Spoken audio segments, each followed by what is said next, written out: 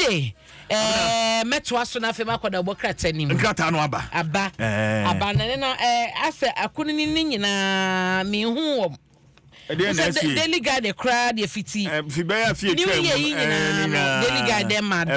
and the Daily Graphic amedru ha Ghanaian Times and so amedru but the aba no ye be kan sir it is a see the hawk the bokrata edamanimu ha na sijamani a ebo no Euro seche mensa bonsu wo hwe the bokrata ni fa etoso enso a se party for no yes pressure shase Euro seche mensa bonsu so eso me take over national chairman 2028 ahead of 2028 abato kase party no ebeko ene ekon beko akogina anim na eno so do na wo mo se papa na so no so wonye ready sa o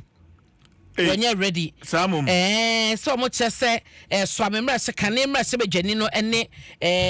abusu efemfo edi enkomo na o chese do de anya de obeji obe accept chairmanship bia se party no eyi no a o say okay wasi so obi bebo ni din so ono na emra me chairman say so consensus ni ade wono mra me chairman na si yo se no de onye what I say but sekoba say party ni nyina si ginaye party babia ensi ginaye na womo ento aba emfa enyi kandifo a eno na wo be hwe no kwa do be consider it the bokata kan ho asem wo ha dendenden so nkrofo efre no womo no so betumi aboa aso womo no se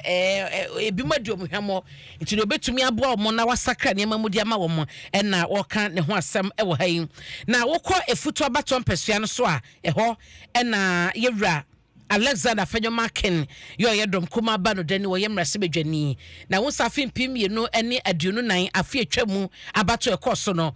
any opponent ye NDC for me kasem no owura Kofianan ya no ono eye parliamentary candidate ma NDC we futu abaton pesuan so na wo chese wo hwe nkunim di a yewra Fenyomaken edi ya enye efutuman wini ba man neto abama no ye so kwasasa frefrekobo kwasasa nkrofo fremia mia bi no do ba be register wo honom abana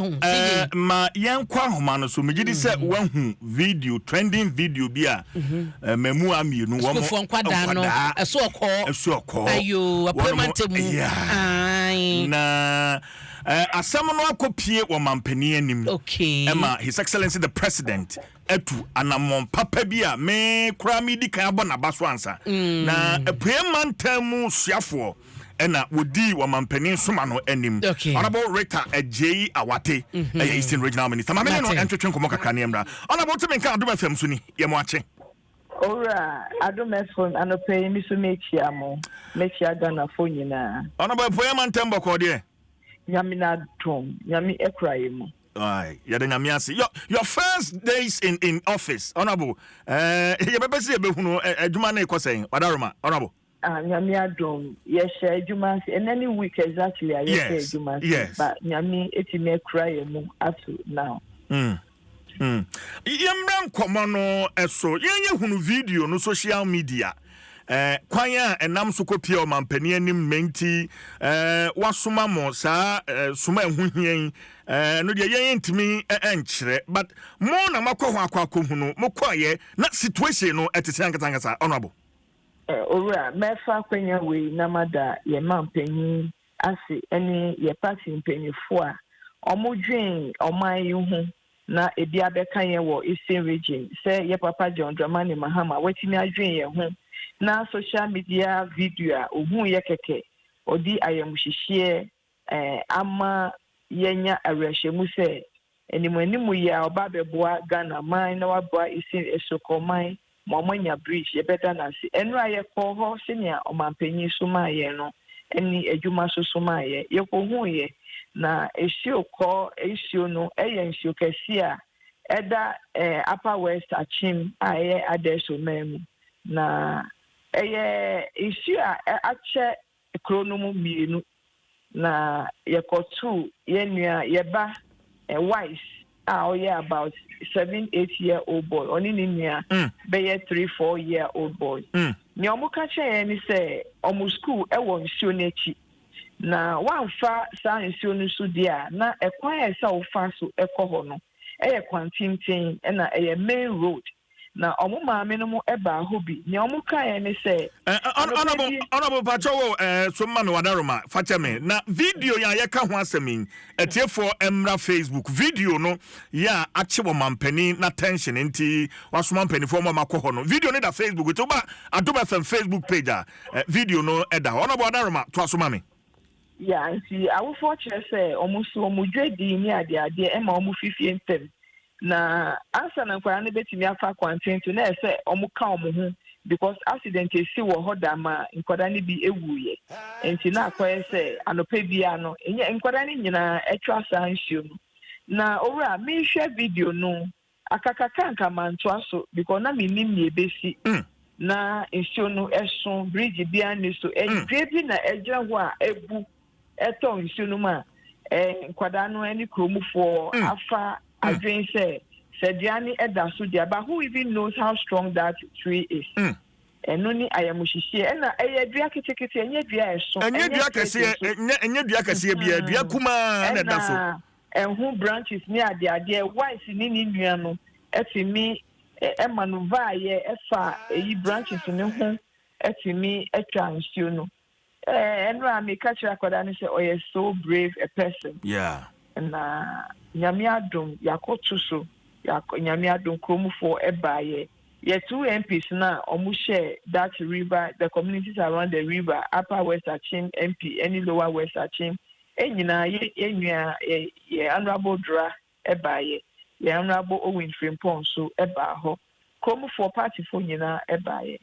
Enti Nyamia dum ye mampenyi any defense ministry no ema ye engineers from the defense ministry. Any yensu ye kono ye kra engineers from the regional coordinating council ye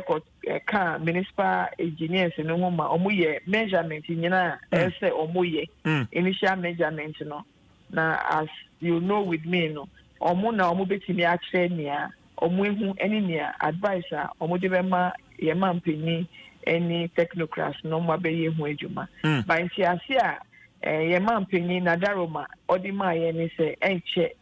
it will be fixed for the people to have a comfortable way to be able to cross that river. Honorable, Madam Mubusemu, no, not for how long in that situation akoso ewo esoko? Oh, ye be sound, man. It has been a long existing one. Omuche say, Nyami Adom na insiono every kakra dia na easy to cross. And see, and apart from that, ye who say insiono su with time no. Erode areas edges into a island used not to be that big, but with time move into a into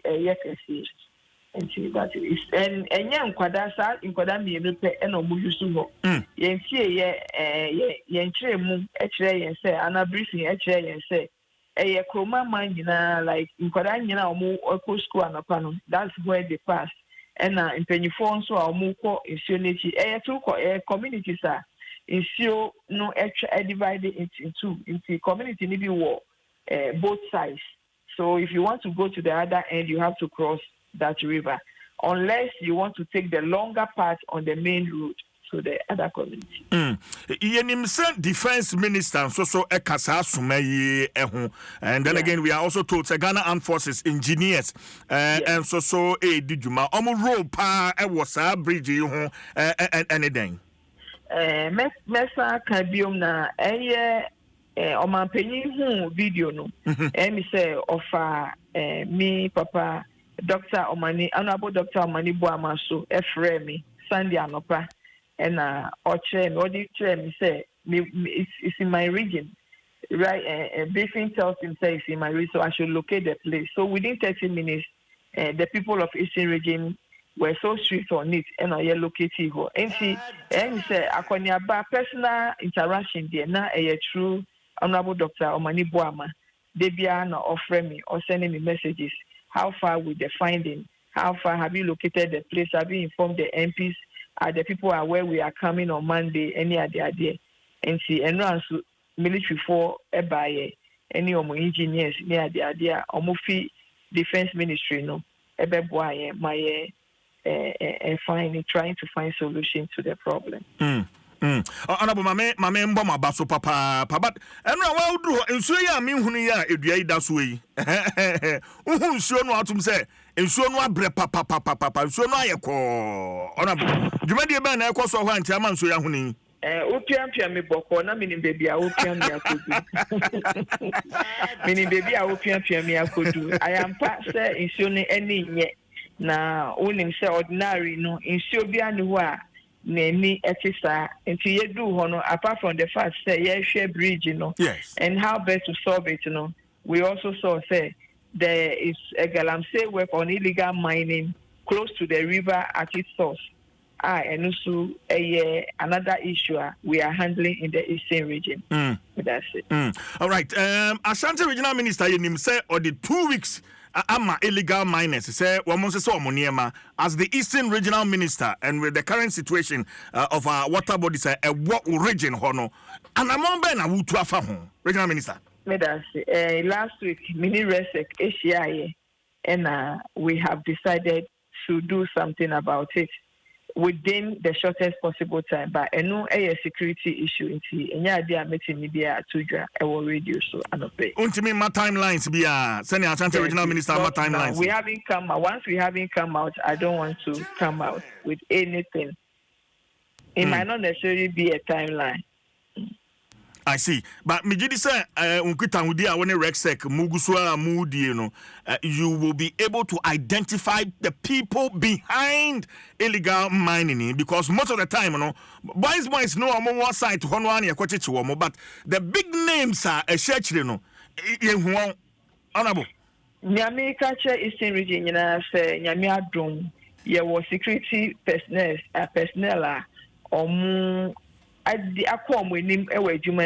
some of them have been in this region over and even in this work over a long period of time. Areshemo amidima Eastern region for say enche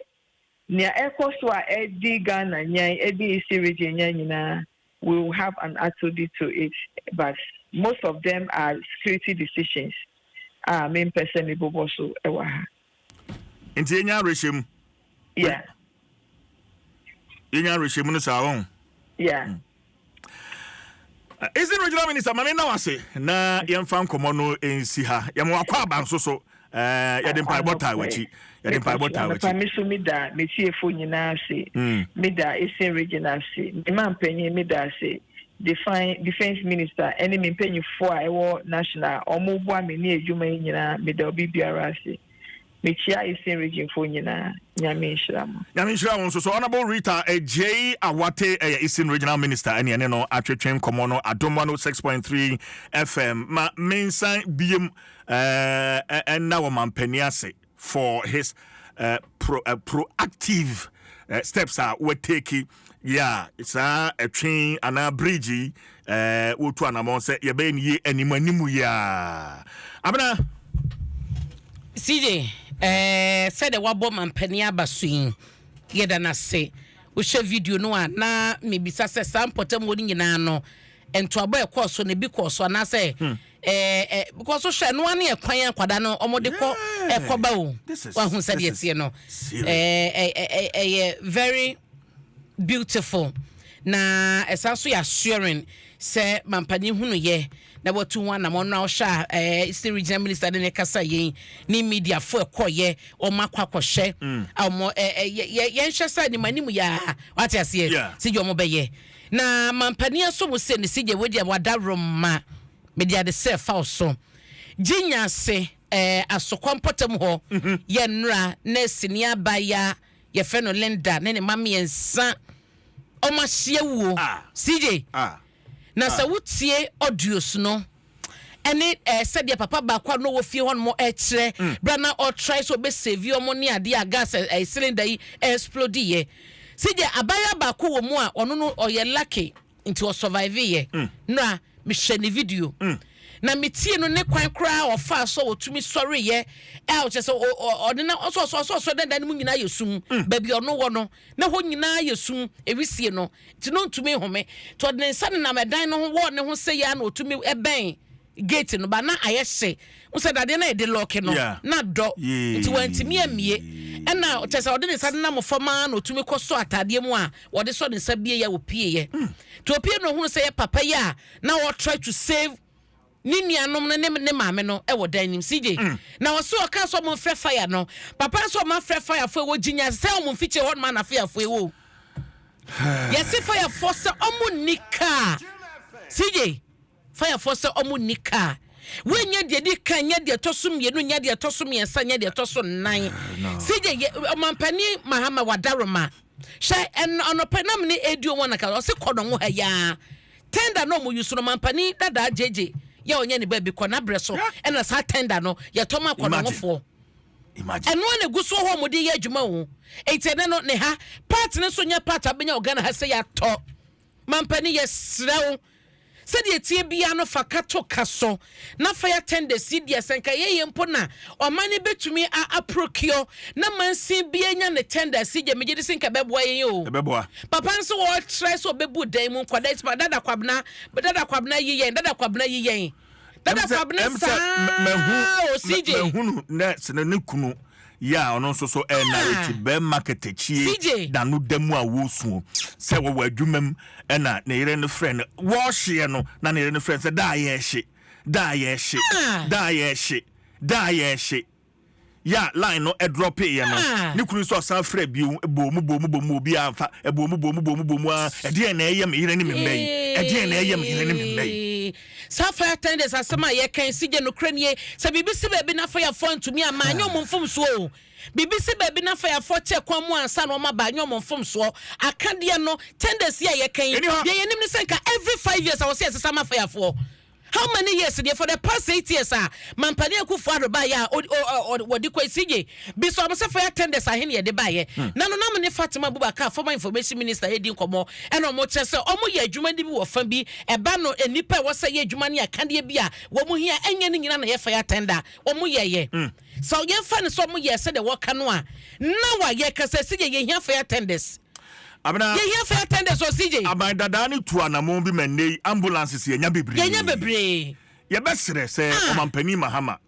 ye sere no ara ono so betimi atusa na mon bi ama yenya fire tenders dodo ono ase nya one district ana one constituency one fire tender man si bi enya ne fire tender be boa ye because ye ka say tenders ho no any good shape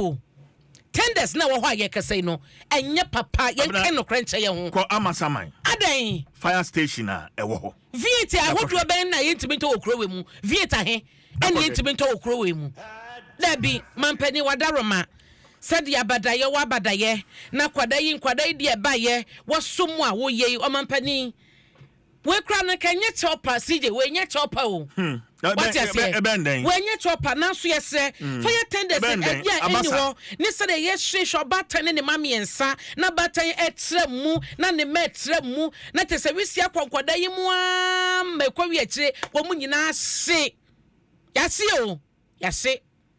dabi ye hwe se bi sibiem ete se den ya mampani mahama wadaro maka ho asema yen di hu dwuma ma yen ye hia fire tenders ebeboa yen ne jeto ba bi a CJ ya na ya o eja nso ya de hu ya na ya me kai ba bi a anapa ya na mse mkase ebom ese tema ho ba bi ana tema fine print warehouse eja se ho nyina nanu ya la pass de esi ekise mampotem yi akwada abosome nan akwada wasejrebe fire tender bo na fe afoba na mo pa omabo na mo brom ono onye den ayeti se ne ya na ka NCC si je on se de NCC na aye NCC ya na kakane no ukwa mansi mu a kasa NCC kito mo de yedwuma enei akade no mo nya eno mo de yedwuma no mampani yesrew de wodwuma ma wate na owo bi eya o CJ mame komanim na yemfada na wonim ye research mensa bonsude na meka kire wo so omne one the media house ne di kobo no o say wo hye mo partner hye mu a eno no na kai bo no ma di bia ni bo no ma eno no ye say wo say yeyi eti so ono no say partner be consensus say yesi gen ya hunu so nipa betumi aboa party no a obedi obanim se national chairman yiro sechi mensa bonso a obeye na panse won konkofa ne sika enkobo nto anko Ghana nyina no ne party fo nko kasa ebekwa kwa wi akire ne sika eka wabo sika akodi mo ma wotete sika mo se gene toma me no no ye de akokoko so o mu nimbie enioma ye chema party for delegates a wo mu janso de to aba no wo se no no ema wunya kandi fo papa obetumi aboa party no nti de bia no de okita sika no ene be wini na wo wini so da dwuma no to benya enye nasem after wotua eno ma instance obenya a party obi so corporate treasurer a wo kwahwe party sika so na sa nipa wi akobɔ nto de sika mu akwa senkrofo afunu mu ni atoama no se je okodu hɔ ma ka na waba no be de so beto ka obete nti sa nipa yi yero seche mensa bonsu ebisa so no sa nipa be de no party sika so awa no oba na dwe sentim so obeteneka nti won de ese party bonidin ese womra na omesoma obeye ba paso akobɔ nto de sika kwa esa adwuma de sije lalai enya adwuma eno ena da bokratai aka ho asem omampani eba ye February ya ne da to so enso na no memenda ena mampani nya bosome pepepepepepe ebra ye swai no na wo hye achievement so ne Ghana fa kwa pam ye no no eye ena no ohane aduonu 120 days apama oni o man Ghana akọ na eno ena da bokrata yi wa breaking it down abobo so far de ye beka se enioma enson ya mampani eba ye waye no ena mebe bobo so de ma e the business analyst mu na ya hye ni nyina no ka 120 days social contractor oni ye koye no ho de di kan ministry appointment no sije nso man ho brebi say ayuso within 14 days ebra wa ba no behwe na wayi wo mu nyina ampampa ye ka sei waji na soafo na bedi eche manta wodo nyina obi anya na soafo ye no ewo honom wasanso hyebo so the lean and efficient government na eba a structure na eba ampampa oba ye ministry saduasa obeto ye no wateso amana kaduonum yensa CJ eno ene wodi edi ne dwuma illegal mining ene ye potem so bambo eno so mampani ayemu adwuma ye ka sei wo say wataske ministry of lands and natural resources sanso ena ministry of Interior and Attorney General, Minister of Justice. Eso mo hye se obi a wo ye form agudie tuo galam se ye bi won so ni kwaye no sa fo ni nyina no omo nche wo na emra no mu ni wo the side directive no ama ministries ni miensa eno so e wo ha sei na unresolved crimes bone ni nipakun bi akokoko so wa bandada na bre so a ye hunu ni ti hunu ni nan no eno so atron krata de akokoma IGP se wonye hwehwemu na onfa ho ama ne bo emra animanim ya wo so mo ka so mo be ye national forum na o makasa dia fa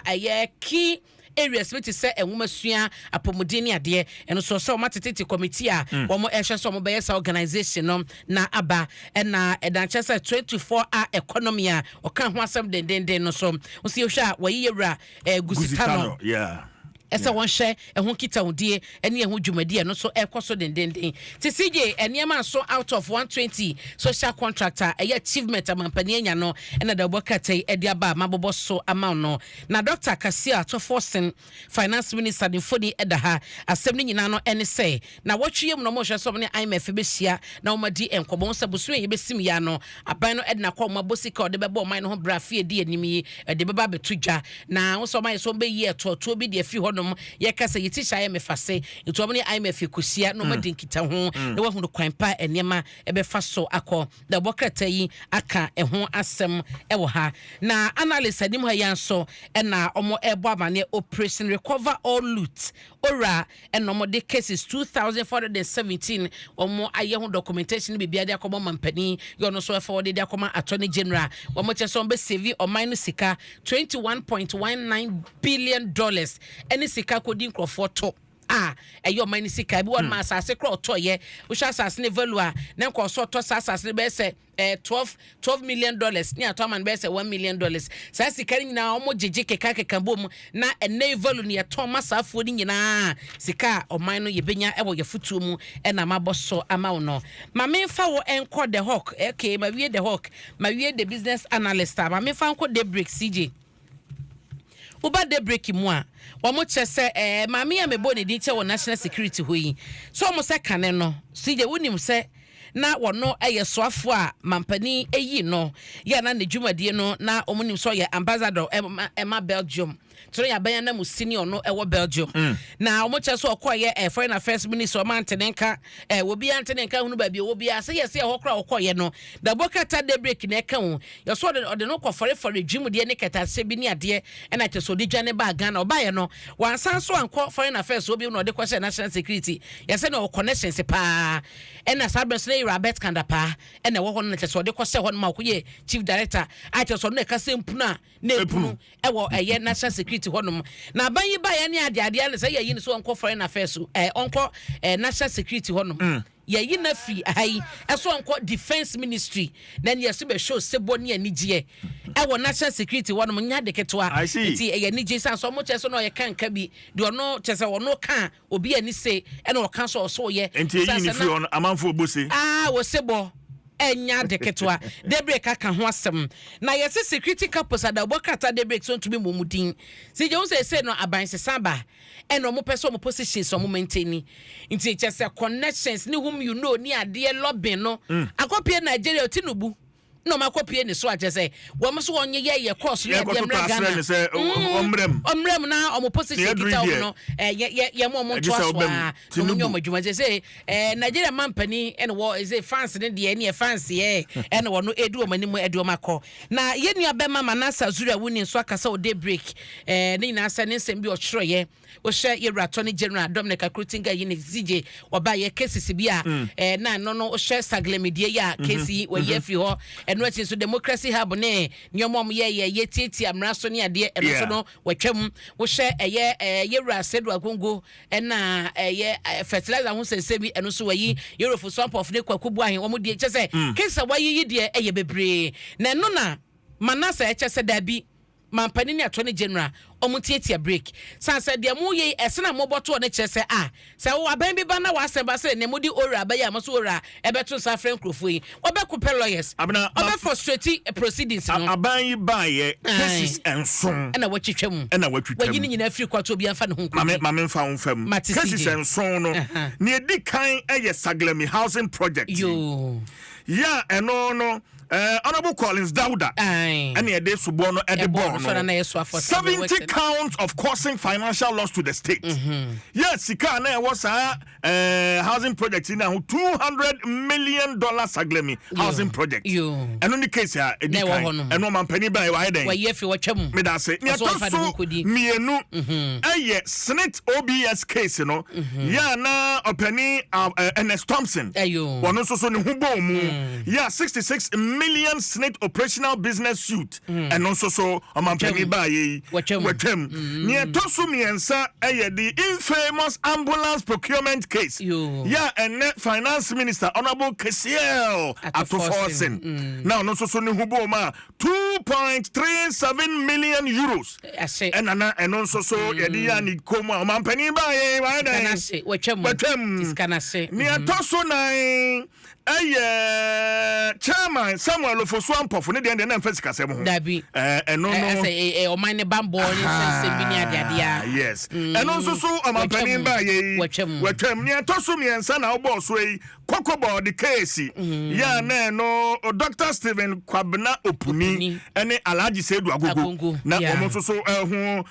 ewomu a eno so amampanin ba ye watwam ni edi ho Oliver Bakavomawo Democracy Hub one also Democracy Hub ko 2 police for kaki e block hospital kwan say galamsey watchim wo emiami awodo nti wa block kwan na yare fo e ba yare sabia be ka traffic mu ni ade ni nyina wen so amampani watwam on fa de hu kodi wonye bone ni edi ho ana ni twatwo kra number 7 Deputy Bank of Ghana and ne yabon din so mama governor yes iresiama ono so ni de no amampani ba ye wacham nya banks ahodo ya defunct bank ntino eno na manase echese esa mampani ede to honom no enie se ne MPP ba no hunu se safo nyina from so wo mu omabo man ne ka nti anya hwekwa na wo so man sika na o ma sign no yeje na se o matumi case na dragi wo court wa ne ya ban foforo ba no wo betwam a ene ne oran krato mo de akoyi wo be kwa akọbọ politician bi din wo no so be hwe so be frustrate case no court na judge we mempe no and a case when stay of proceedings and a stay of one wine e be kwa we ache ne CJ one so betwe 8 years be so na ban be ba no we you free Manase Azuri miami ni abema mene ne betwe nkomo na pay oh solid mene ne betwe nkomo na pay solid woni ne mo nkomo ma me ti CJ da obokrata no de ode aba e na mabbo bi so ama wo no nsem no edo so pa ma me mfa ensi e wo ha na birthday